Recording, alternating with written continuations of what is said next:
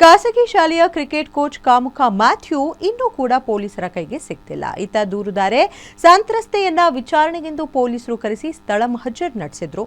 ಆಕೆ ಹೇಳಿಕೆಯನ್ನ ಪಡೆದಿದ್ದಾರೆ. ಅಲ್ಲದೆ ಆರೋಪಿ ಕೇರಳಗೆ ಎಸ್ಕೇಪ್ ಆಗಿರೋ ಬಗ್ಗೆ ಪೊಲೀಸರಿಗೆ ಅನುಮಾನವಿದ್ದು ಅಲ್ಲಿಗೂ ಕಾಕೆ ಲಗ್ಗೆ ಇಟ್ಟಿದೆ.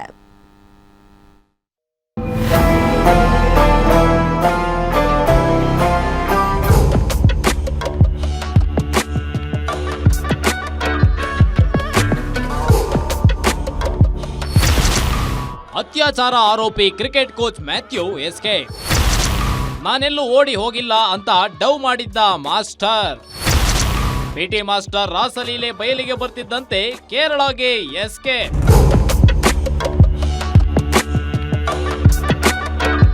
ಹೌದು, ಬೆಂಗಳೂರಿನ ಕೋಣನಕುಂಟೆ ಪೊಲೀಸ್ ಠಾಣಾ ವ್ಯಾಪ್ತಿಯ ಖಾಸಗಿ ಶಾಲೆಯ ಕ್ರಿಕೆಟ್ ಕೋಚ್ ಅಭಯ್ ಮ್ಯಾಥ್ಯೂ ಸದ್ಯ ಪರಾರಿಯಾಗಿದ್ದಾನೆ. ದೈಹಿಕ ಶಿಕ್ಷಕನ ರಾಸಲೀಲೆ ಪ್ರಕರಣ ಬೆಳಕಿಗೆ ಬರುತ್ತಿದ್ದಂತೆ ಈತನ ಮೇಲೆ ಎಫ್ಐಆರ್ ಕೂಡ ದಾಖಲಾಗಿತ್ತು.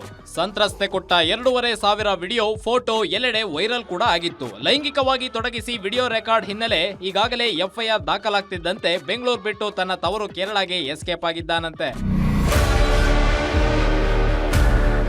ಇನ್ನು ಕೇರಳಕ್ಕೆ ಪರಾರಿಯಾಗಿರುವ ಮಾಹಿತಿ ಪೊಲೀಸರಿಗೆ ಸಿಕ್ತಿದ್ದಂತೆ ಬೆನ್ನು ಬಿದ್ದಿರುವ ಕೋಣನಕುಂಟೆ ಪೊಲೀಸರು ನಿನ್ನೆ ರಾತ್ರಿಯೇ ಕೇರಳಕ್ಕೆ ತೆರಳಿದ್ದಾರೆ. ಆತನ ಜಾಡು ಹಿಡಿದು ಹೊರಟಿರುವ ಕಾಕಿಗೆ ಆತ ಎಲ್ಲಿ ಇದ್ದಾನೆ ಅನ್ನೋ ಕುರುಹು ಕೂಡ ಸಿಕ್ಕಿದೆ. ಸದ್ಯ ನಾಳೆ ಅಥವಾ ನಾಡಿದ್ದು ಕಾಮುಕ ಮ್ಯಾಥ್ಯೂ ಅರೆಸ್ಟ್ ಪಕ್ಕ ಎನ್ನಲಾಗ್ತಾ ಇದೆ.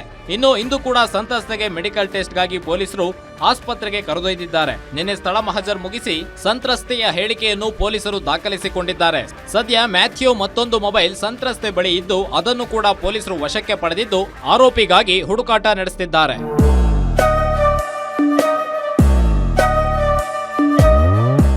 ಇನ್ನು ಸಂತ್ರಸ್ತೆ ಗಳಿಗೆಗೊಂದಂತೆ ಹೇಳಿಕೆ ನೀಡುತ್ತಿದ್ದು ಪೊಲೀಸರಿಗೂ ಪೀಕ್ಲಾಟ ಎನ್ನುವಂತಾಗಿದೆ.